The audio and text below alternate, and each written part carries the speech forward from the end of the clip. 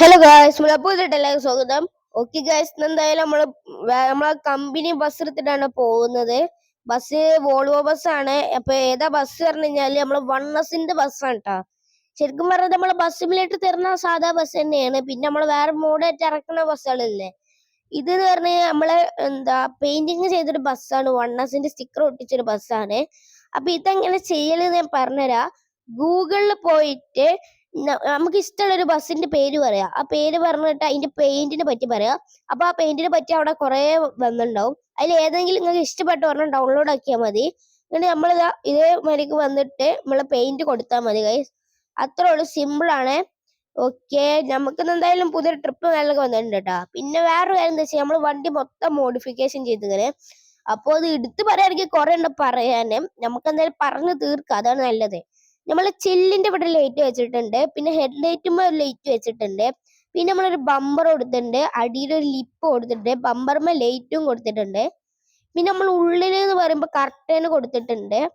പിന്നെ ഈ രണ്ട് സൈഡിലായിട്ട് നമുക്കൊരു 3 ഹോൺ കാര്യങ്ങളൊക്കെ വരാം. ഓക്കെ, പിന്നെന്ന് പറയാന് സൈഡിലും എല്ലായിടത്തും ലൈറ്റ് വരുന്നുണ്ട്. മുകളിൽ നമുക്ക് ലഗേജ് സ്പേസ് വരുന്നുണ്ട്. ബാക്കിൽ നമുക്ക് സ്പോയിലറും വരുന്നുണ്ട്. ബാക്കിലും ഒരു ബമ്പറും ഉണ്ട്. അതിന്റെ താഴത്ത് തന്നെ ഒരു ബോർഡും ഉണ്ട്. ആ ബോർഡ് എഴുതിയാണ് ഡു നോട്ട് ഫോളോ മീ എന്നാണ് ഗൈസ് എഴുതിയിട്ടുള്ളത്. അത് നമ്മൾ ഇഷ്ടത്തിന് നമുക്ക് ഇഷ്ടമുള്ള എന്താ ചെയ്ത് കഴിഞ്ഞാ ഓക്കെ. നമുക്ക് എന്തായാലും നേരെ വണ്ടി ട്രിപ്പ് എടുക്കാം. അത്യാവശ്യം നല്ല സീം വണ്ടി ഉണ്ടാ. ഓക്കെ, ഇനി ഇവിടുന്ന് കൊടുക്കാം നമുക്ക് പോണ്ടി. ഒന്നോ ചേട്ടാ, വണ്ടി ഇറക്കിയില്ല. അപ്പോക്കിനും കൊണ്ടേ മുട്ടീസ്.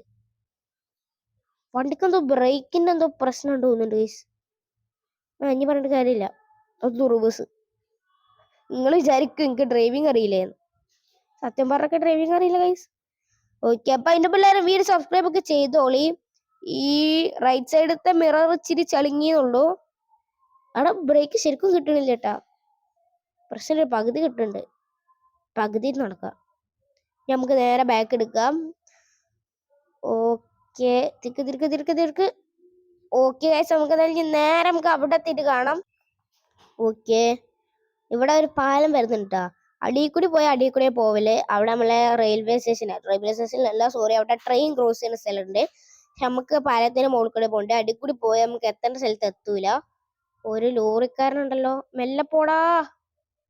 ലോറിക്കാരൻ പോയിക്കോട്ടെ, നമുക്കൊരു ധൃതി ഇല്ല.